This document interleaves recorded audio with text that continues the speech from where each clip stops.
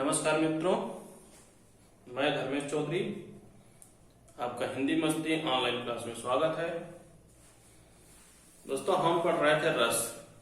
तो रस के 2 भाग हो गए थे, रस का तीसरा भाग रह गया था।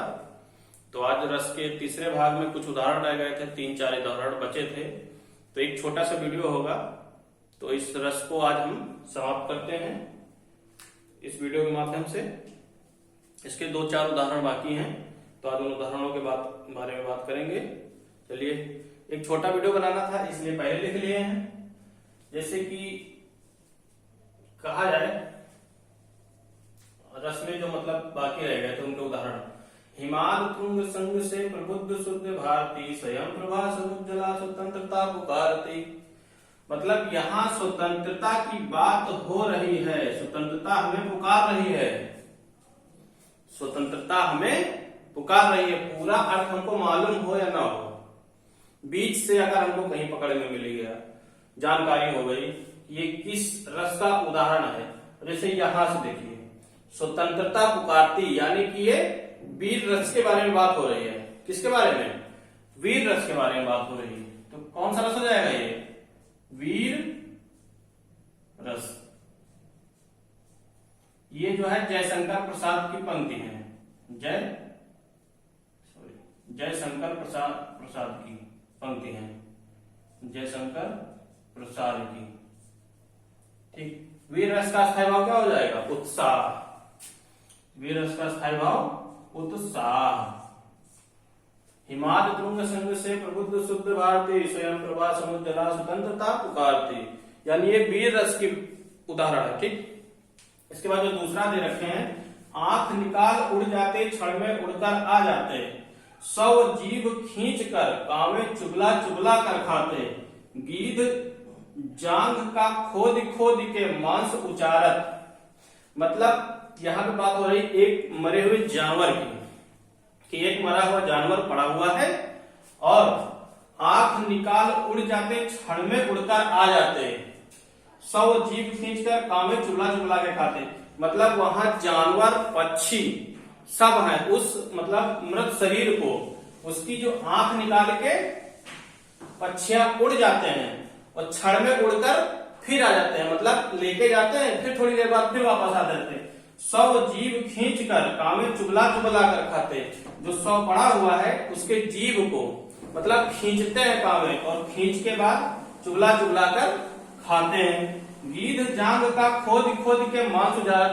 जो गिद्ध है वो उस मरे हुए जानवर के जांग को खोद खोद कर खाता है।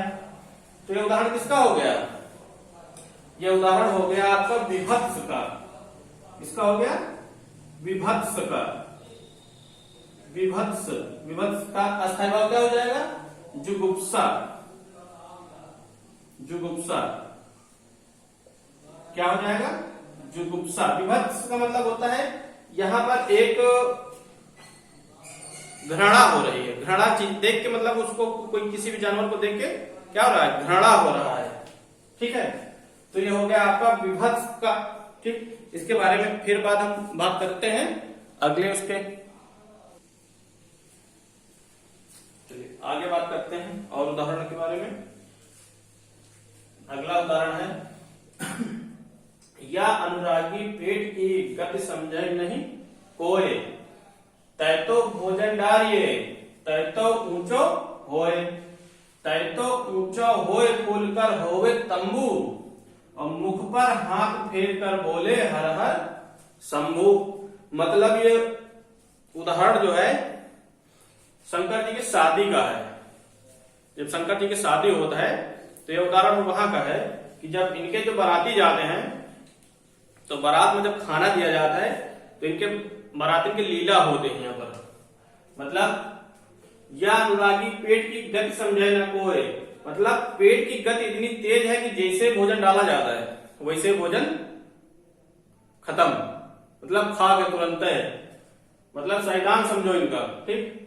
या अनुरागी पेट की गति समझे न कोई, यानी वहां की जितनी जनता है देख के यह देख रही है इनका खाना दिया जा रहा है, 20 पूरी दिन के 20 पूरी तुरंत 1 सेकंड में खत्म।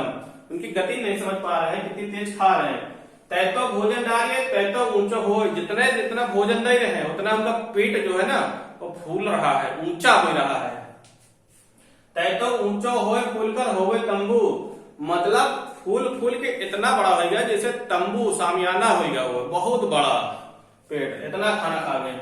और मुख पर हाथ फेरते हैं, फिर बोले थे हर हर शंभू, यानी खा खा के पेट फुला फुला के मुंह में हाथ फेर के बोल रहे हैं हरिहर शंभू। मतलब वहां पर लोग देख देख के ये सब चीज इतना मतलब लीला हंस रहे हैं, वहां हंस हंस के सबके पेट फूल रहे हैं। ठीक है, इनकी लीला सबकी देख के, इनके बराती के मतलब शंकर जी के जो बराती रहे ना, अद्भुत बराती के रहे, उनके लीला देख देख के पूरी जनता देख देख के हंसत रहे।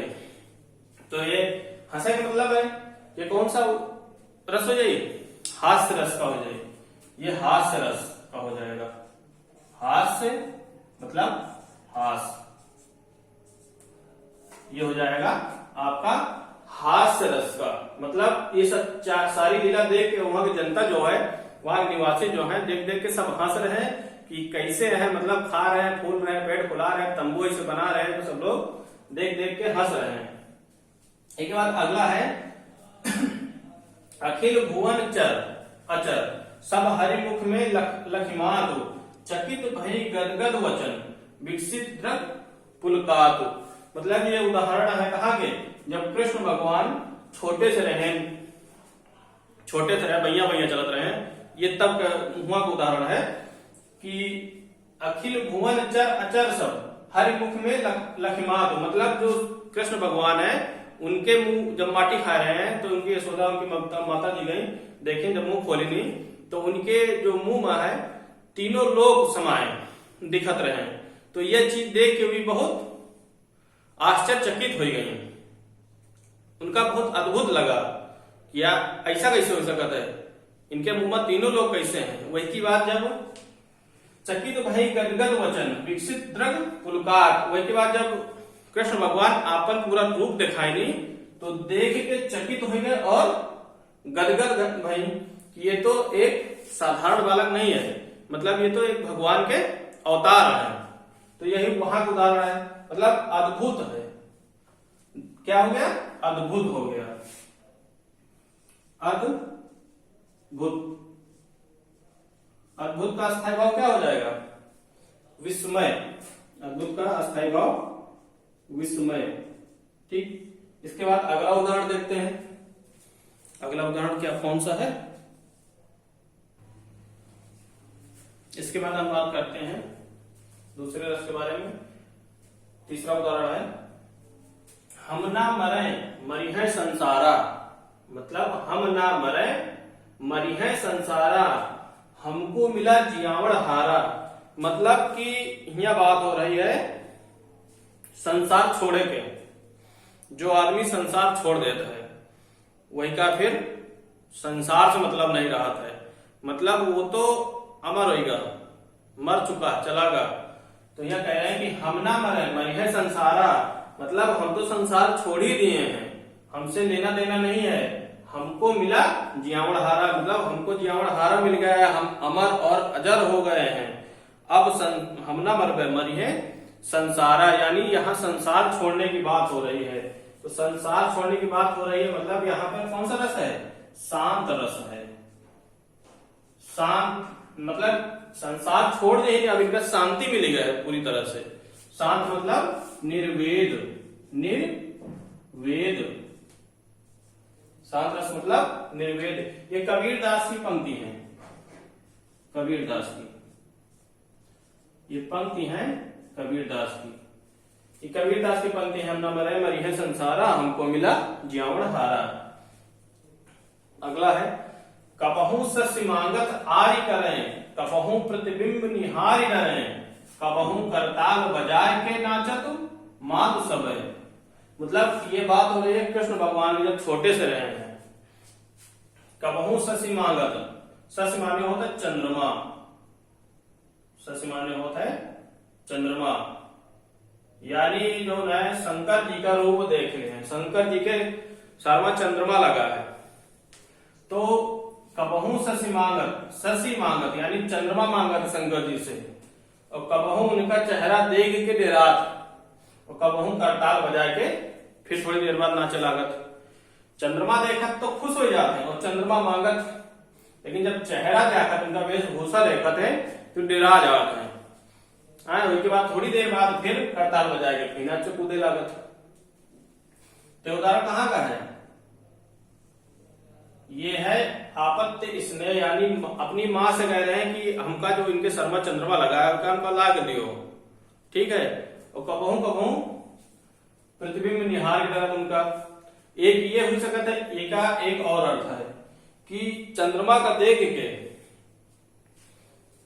कबहू ससी मांगत आरी करे, कबहू प्रतिबिंब निहार डरे। चंद्रमा का जब देखत है आकाश में तो चंद्रमा मांगत, और लेकिन जब उसका प्रतिबिंब देखत है पानी में तो डराते हैं। अपनी माँ से मांगत और कबहू करताल बजा के नाचत कूदत हैं। तो ये कहाँ का है? ये है वात्सल्य स्नेह, वात्सल का रस है, वात्सल रस है, वात्सल्य रस। कौन सा रस है? वात्सल्य यानी स्नेह। यहाँ अपनी माँ से मांग रहे हैं, चंद्रमा मांग रहे हैं। चंद्रमा तो और कभी कभी चंद्रमा मतलब देख के डराते हैं।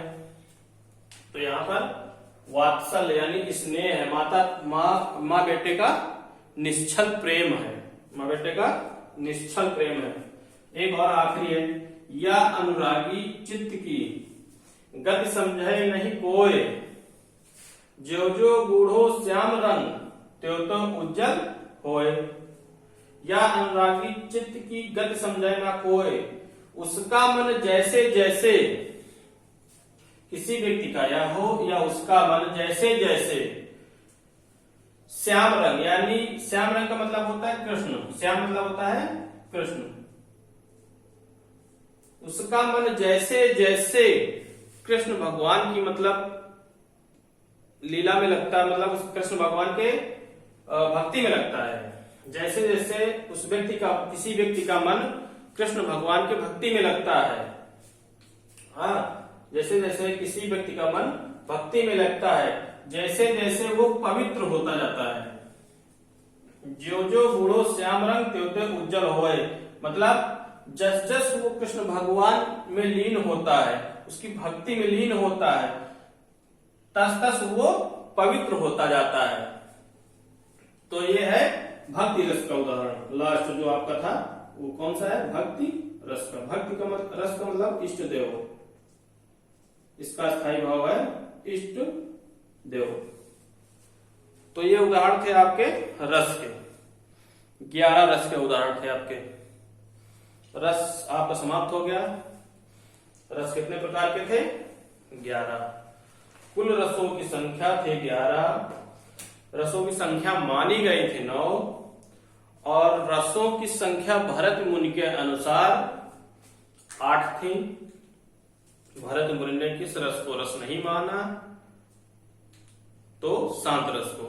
एक चीज और, रस में एक चीज और पूछता है, एक चीज रस में और पूछता है। यहां पूछता है संचारी भावों की संख्या, पूछता है कि संचारी भावों की संख्या कितनी है। तो ये इतना जरूर लिख लेना, संचारी भावों की संख्या,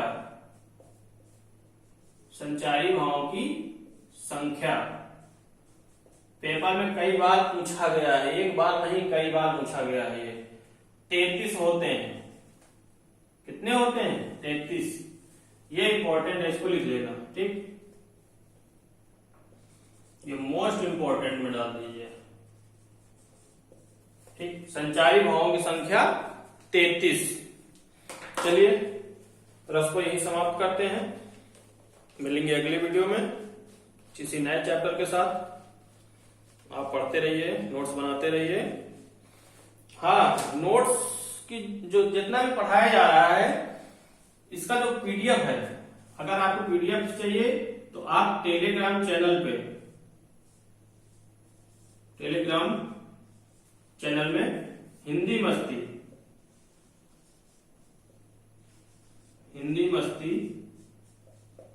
सर्च कर लीजिए, आपको मिल जाएगा हिंदी मस्ती, ठीक।